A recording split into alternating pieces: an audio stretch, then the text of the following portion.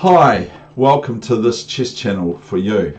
Okay, firstly I'm going to start off because we've got a really good game today. It's a fantastic game. It's the two Super Kings of chess.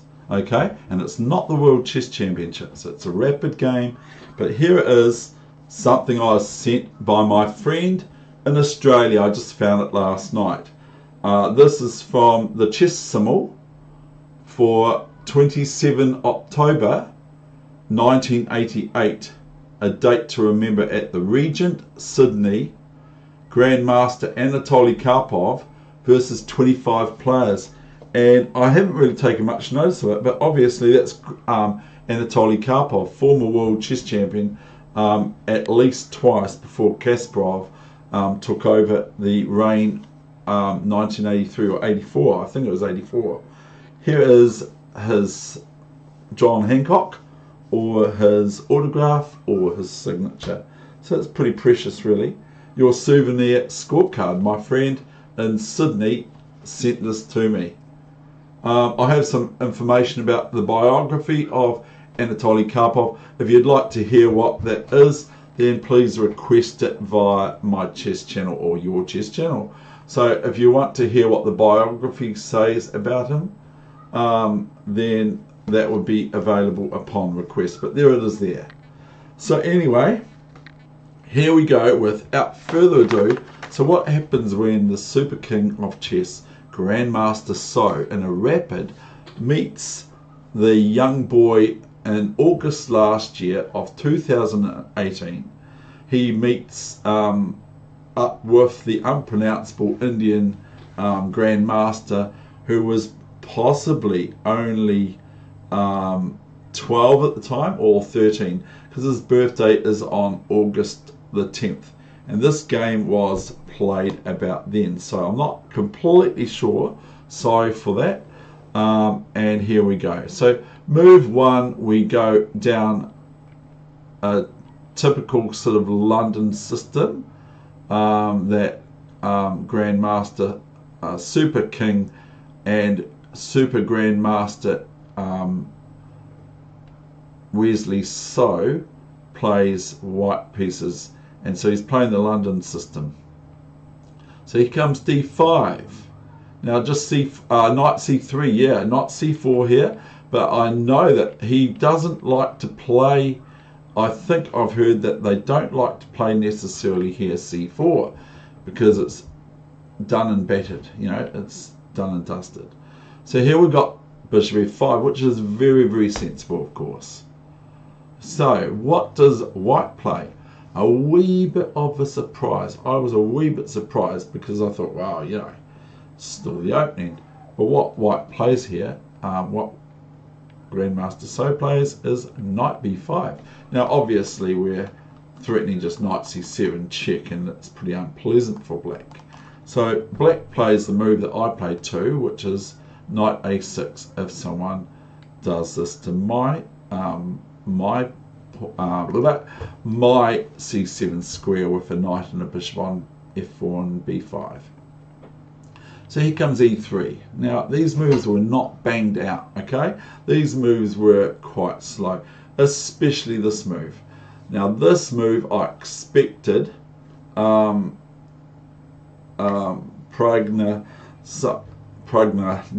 or so. I expected him to just say go away. Okay, that's what I really expected here. But this took a wee while, this move, and he just plays e6. So he's kind of ignoring it. Now comes c4 this time. c4 comes now. Now I thought, well, maybe just bishop b4 check, and we go into a sort of a Nimza Indian. See, the thing is that So might have played king e2. I don't know. I haven't seen that game. So c6 comes now, this time, after, instead of e6 before. c6 now comes. So back comes knight c3. Now, so white is one piece behind for development. knight b4. So this is another move. So we're now playing another move for black that isn't developing. So it's a little bit surprising. And so we only have really one move here for white. E4 will not do. We only have rook c1. So that's what was played. Now there was a wee bit of a wait here, and he went queen a5, which may be threatening this, but I'm not completely sure if I want to analyze that with you. So queen a5, and there was some wait here too, and queen d2 happened. So obviously this is no good, because this is very embarrassing to black. Now if a move like bishop here, I might find something here, I don't know. Then we would just play this, I believe. And if the queen takes the rook, then the knight takes the queen, and white gets two pieces. So that's not going to be very good for this young 12-year-old, 13-year-old to play here. So we have now bc4, dc4, and bishop c4 back again. Now we are, of course, defending this pawn, and now we're 1, 2, 3, 4, 5 compared to what, 4. Okay, so but I'm not sure who's doing better here. Knight b d5. So do we just here do you just go knight d5, knight takes d5, and then after queen b4, queen a5 takes queen d2, cd5 or something like that, or ed5 or knight d5. What do you do here? White played, what did white play now, Dave?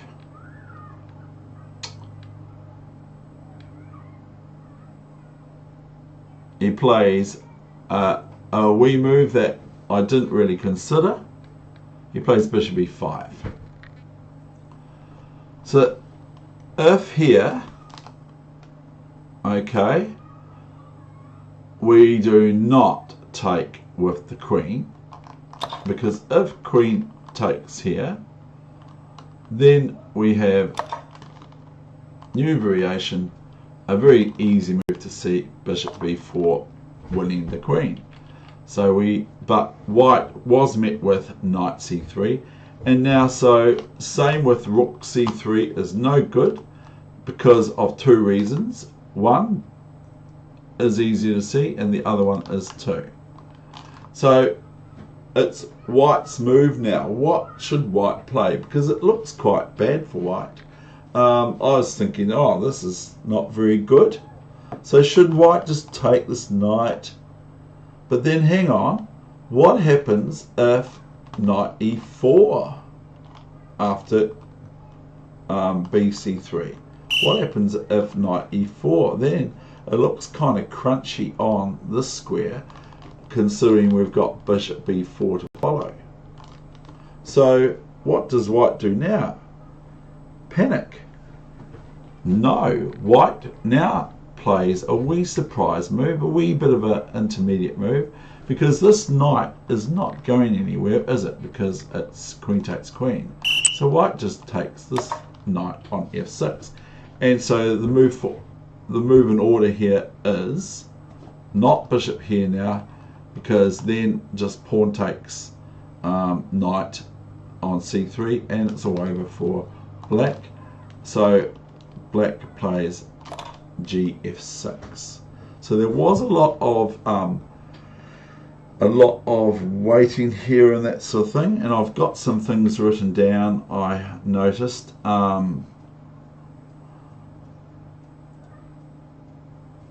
So we'll go on from here. Now after gf6 we take it with the pawn, the most sensible. I'm not going to look at other variations. So we've got bc3. Okay, now what would you play as black now? It's your move against the greatest player just about of the world, Wesley. So what would you play here? He plays rook g8, and now this is sort of like kind of developing his rook, isn't it? Because now it's on a half open file, which is very sensible. So Wesley has some moves here. Could play this. I don't think it's going to be very good, but play g3. Okay, so it's your move now. What would you do here? Okay, what would you do in this position here? So there's a couple of moves here that spring to mind. Maybe we could go bishop here and get rid of this bad white squared bishop. Maybe we could go bishop here. Maybe we could go b5. So what happens now is, of course, bishop a3. So you're white, so it's your move now. You're going to do something, I believe, about your rook being threatened on c1. So we move it to d1. Then now we flip the board again, and what would you play for black now? So can you find his move?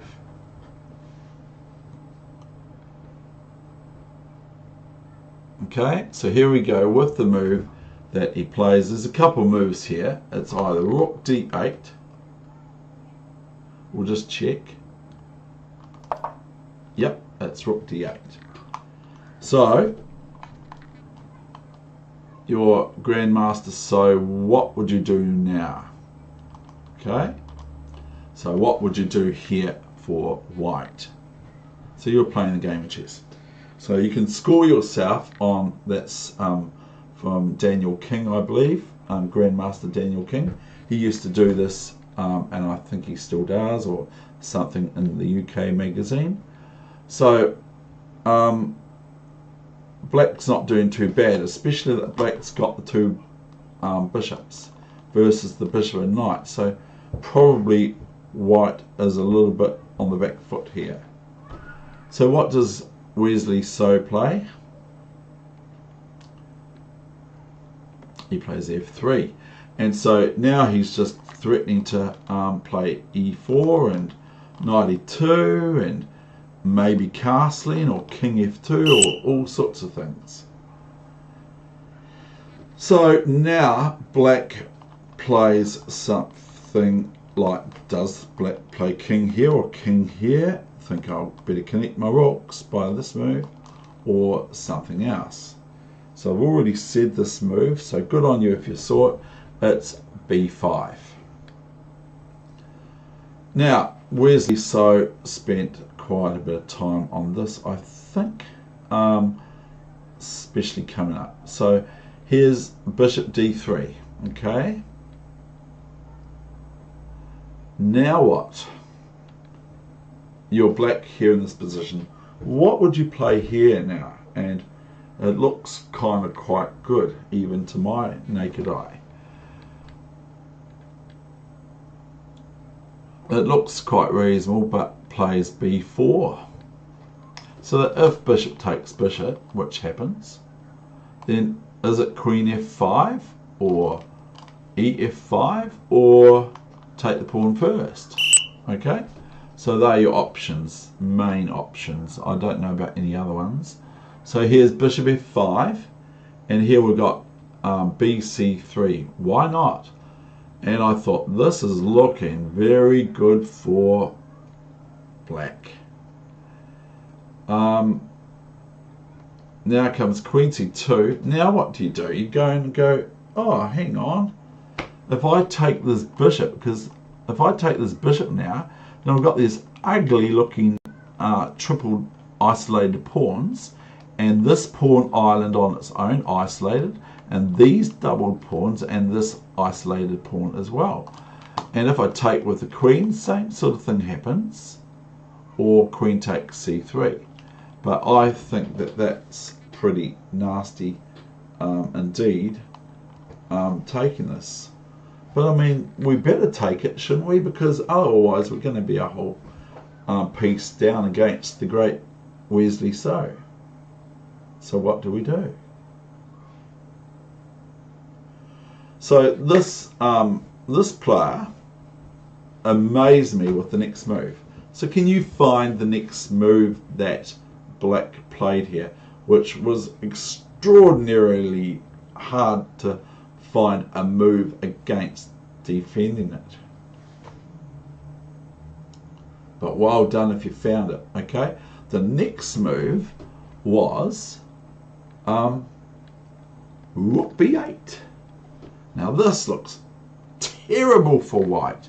White looks completely because we're just threatening rook b2, etc. So that's very, very powerful. So this is a time in the game that Wesley took reasonable time to think. So what would you play here if you're white? Now, do you want to try to save your bishop?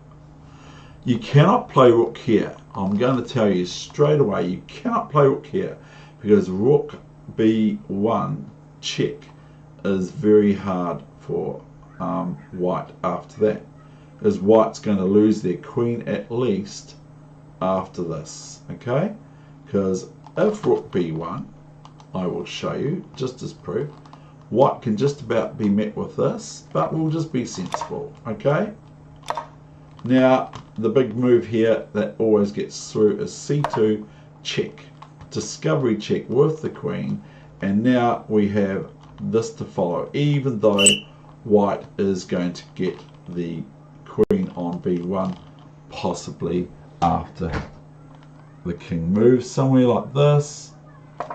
Then we have this, and we'll make it a queen because otherwise they might run away. Bishop b1, and here it's very, very sad after this move. This sort of thing, I think it is anyway, but I'm not going to analyse this too much more. So I'll go back to, because some people don't like my analysis too much. So here, what would you play for white? If you're white, you're the great grandmaster, the super king of chess, comparative to Magnus Carlsen, of course. He plays now this wee little move, and I'm sorry I didn't see it. Bishop e4. So you think, hang on, well, just as black, you're going to do this with your eyes closed, aren't you? Can you do this with your eyes closed? You're just going to go rook here, aren't you? Okay, so that's what we did. Not we did, but this is what the Indian Grandmaster or International Master at this time did. Now this is not going to do because c2 looks very, very good, or even rook e2 and bishop takes queen. Rook e2 check. So we're not going to go there. We know that's not the move because it's asking me, is that the move? No. And it's asking me, it's maybe not seen by you. So rook b2, now you're going to take this pawn, of course, because it's check. So we take this pawn. So you're black, where do you go? King e7. And now we have this move, which of course if c2 check, okay, now discovered check, then queen takes queen is better for white. White threatens this among other things, and queen takes bishop as well after the queen happens on d1.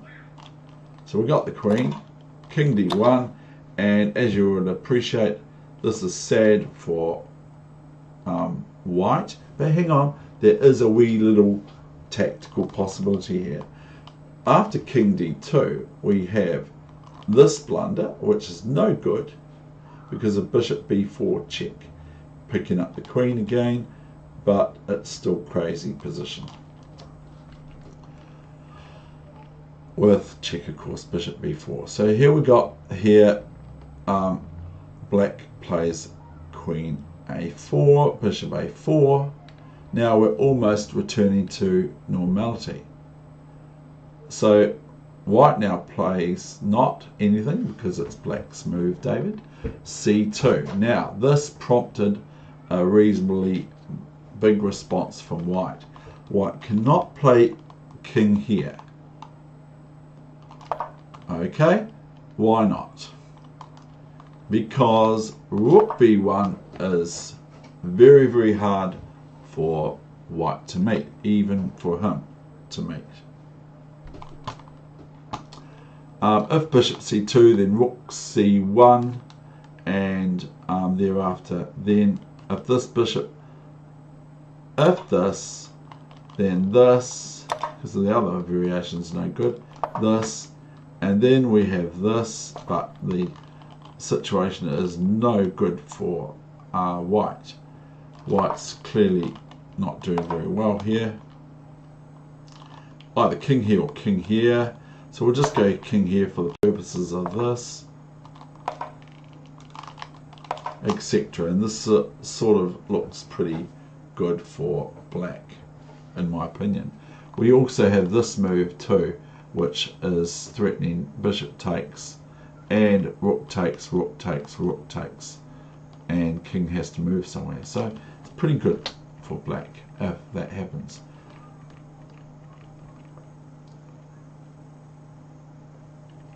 So after c2, yes, white played the sensible move bishop c2, thereby giving up the bishop back again. So what's the pawn count? It's 6 versus 5. So rook a2, rook c2, not rook a2. And I actually thought that this rook here, when I was looking at it with my small bad eyes, I thought this was a pawn. So I thought that the rook has to move out the way of this pawn on c2. And I was thinking it's looking pretty good for black. Knight h3 then was a bit of a surprise. Surprise, surprise, surprise. Bishop e4. And obviously we're only going to go to king f1 here. So we've sort of taken... now, what move would you play now?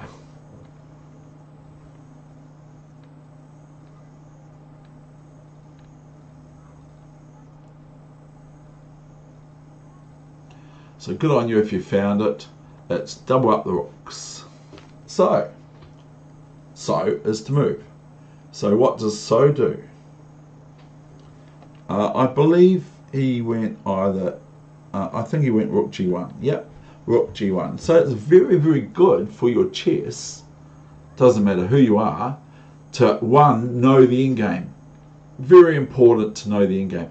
2, to be able to know the endgame, okay, and to be able to remember things.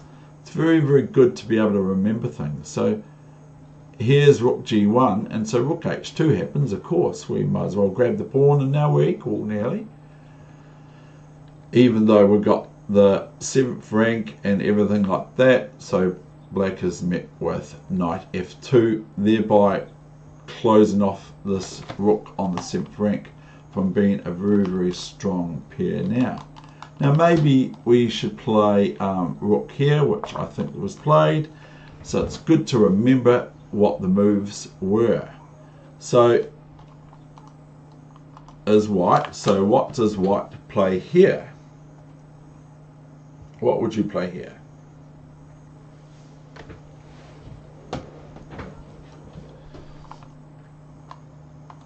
Knight g4? Knight e4? Maybe. What else? We're not going to, maybe knight d3. And we can't leave this, of course. We can't take this bishop, of course, because then we've got rook h2 to f2 and rook c to e2 checkmate. So, but what would you play here? So good on you if you found this move. So also I remember this because I did watch it this morning. Rook g2. And so we have a swap off here, ladies and gentlemen. Rook g2, king g2. Now it's your move. What would you play here for white? No, for black. Sorry, I always get it wrong. I don't know why. I hopefully don't get it wrong in chess. So what move would you play here that probably really could annoy white and their position?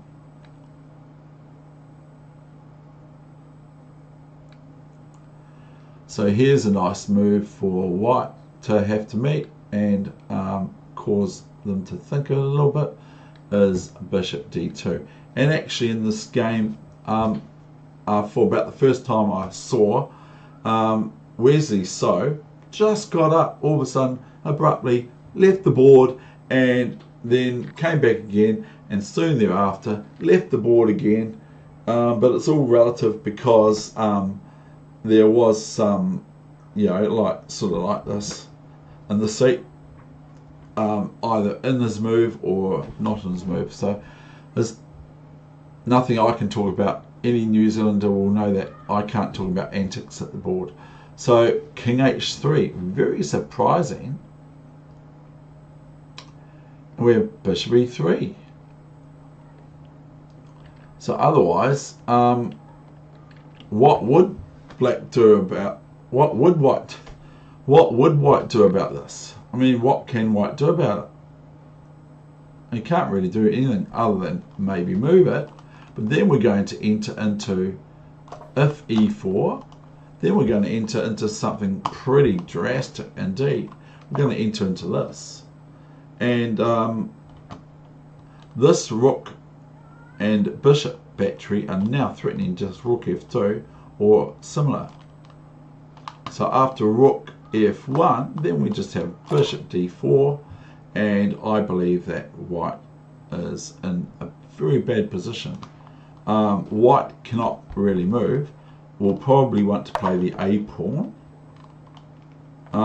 We can just about run up here.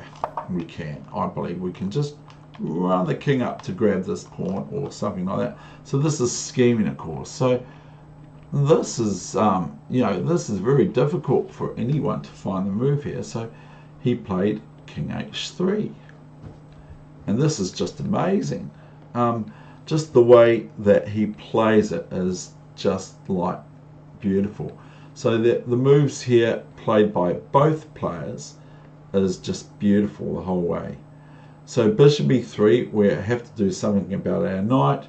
We can go to e4, h1, d3 or g4. So what's your choice? You don't want to play any other move. You don't want to go king here or something like that. So you're either going to go here, here, here or here. So what's your choice? Can you find Grandmaster So's move? And it was knight g4.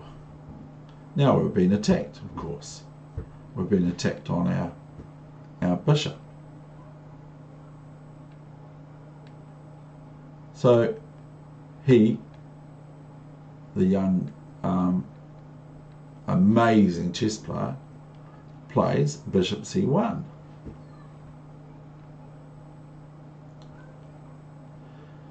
And now what? d5, I believe, and we just have a clunk clunk, okay, and a rook a2. So we can take this pawn off. Now black's in a superior position, we would think. So here is rook c5. Very important to know how to play this endgame. We have h5. So that's a really surprising move, h5.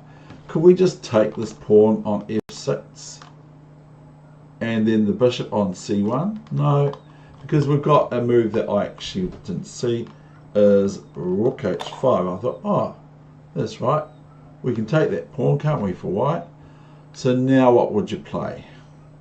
I don't expect you to find these moves, but if you do, bishop b2. I remembered it was bishop b2. So we've got this outside a pawn. Now this is quite dangerous to white's position. But just watch how the great player plays. Rook c5, bishop d4, of course, rook c4. Now, yeah, I think it was here. Rook c4. Then we have rook d2, defending the bishop, of course, just to be basic. And knight h6. Now this is threatening something, is it? Is it threatening black with something major? Everyone can see the knight fork is a possibility, picking up a piece. But white is threatening two things. There's one, the revolutionary method, and there's two, the evolutionary method. Now the evolutionary method would be knight f5 check if it was white's turn here. And then rook d4 or knight d4 being a piece up. The revolutionary method is just rook d4 if it was white's move, and knight f5 check, picking up the rook on d4. So that's the revolutionary versus the evolutionary, or the tactical variation versus the sort of more positional variation. So we have king e6 to prevent same.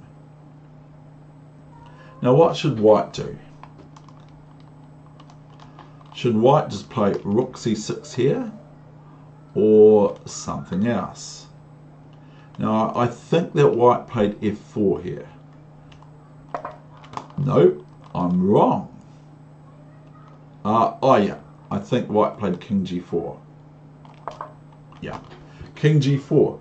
So very important to move the king away from sort of nobody's land and move it into some sort of action place.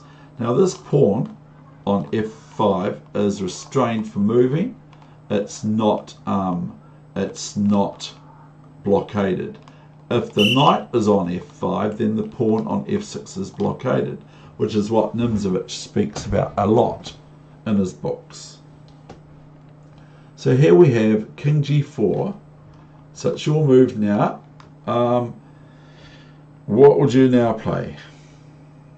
He plays king d5. Now, here I saw indecisiveness from Grandmaster So. He went for rook c7. He was going rook c7. He changed his mind. I don't mean he actually was able to change his mind, because that wasn't possible. No one can change their mind. We've got the mind we've got, and we can't change it. So, but he goes rook c7, Grandmaster So, almost, and then he puts it back and goes, I'm not sure if he left his hand on it, but he has to move the rook now, I believe. And so he plays, instead of that, he plays a little bit of a surprise move. What did he play? It's a wee bit of a surprise move, because it's not quite what I would expect from him in a sort of a rook, that's a clue, and a knight versus a bishop endgame. Rook and knight versus bishop. So he plays a sort of an odd move that I thought was a little bit odd. He plays, and of course he has to worry about this f pawn. Black has to worry about this f pawn maybe. He plays, ready, rook a4. So this is, now what do you do for black? Now what?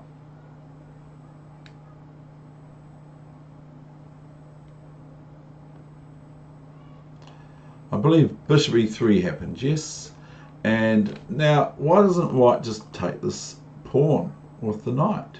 Because then the knight will at least be out of place, and I believe we can probably, if knight f7, new variation, and I'm not going to turn the computer on, we could A, play king here, and the knight has to go back to h8, or we could just about play this move, and then we're just swapping off and run that a pawn. Because after rook d4, rook d4 check, they're both checks, bishop d4, then the a pawn looks tremendously dangerous. But I'm not saying that's the move, but that's not what happened here. So after bishop e3, what would you play for white? And it's a special session today, and you might have seen the game, but it's good to remember. So plays f4, thereby locking out the attack of the bishop on e3 to the knight on h6, and we've still got this playability possibility and all that sort of thing. Sorry about the buzzer. I don't know how to turn it off. I could turn off the volume.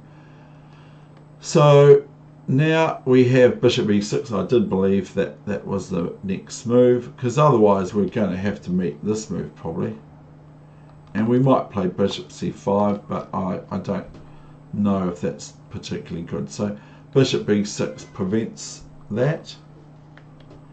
So now, okay, I hope you bear with me, because these are good exercises for you. The whole game is really, really good for your chess.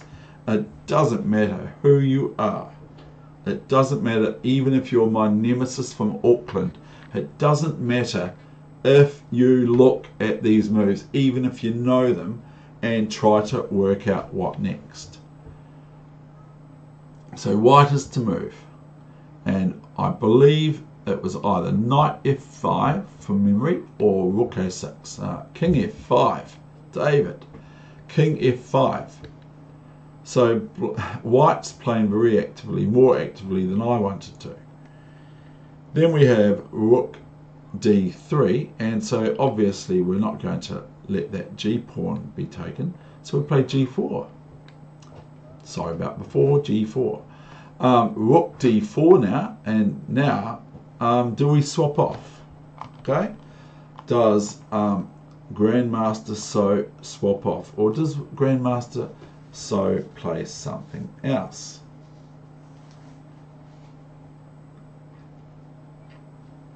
Grandmaster So plays a blockading move, so that's a wee hint. So the move that Grandmaster So plays here, not rook d4, because I think that a pawn is very, very dangerous. That there's no point kind of trying to impersonate anything else. Let's just have a look at rook d4, okay? New variation. Then we've got just bishop d4, knight f7, let's say, a5, g5. It's something everyone can analyze in their head without having to look at it. This is end of story as far as I'm concerned.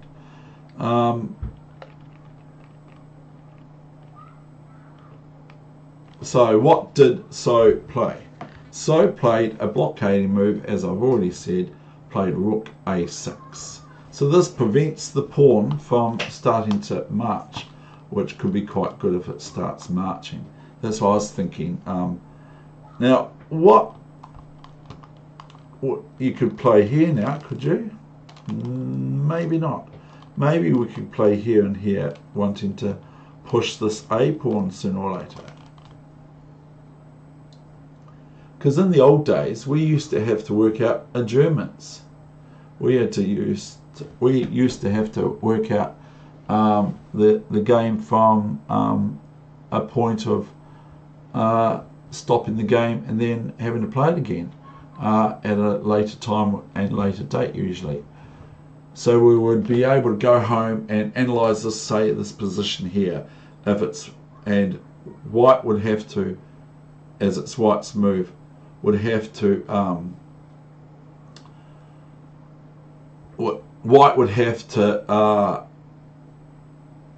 seal a move and put it in an envelope, which brings me up to a wee story of mine that I quite like, but I don't want to say it. But I was actually considered very strong at adjournments. People would come to me, very strong players would come to me, and they would ask me to analyse their game for them for some reason.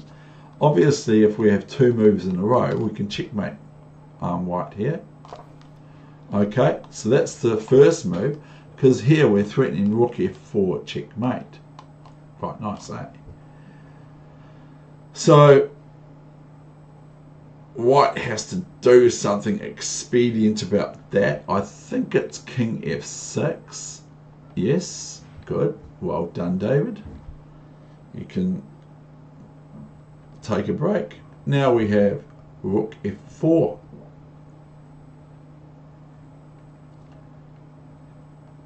So what would you do now? Okay. If we go king here. No, it's not king here. And this is the move that is played, but is it not here? I'll just have a look. Is this the move here? No. It shows on my computer that it isn't. The move that happens now is this move. So king g7, and can't black just start chasing the king? Okay. Maybe not. Because that's not the move.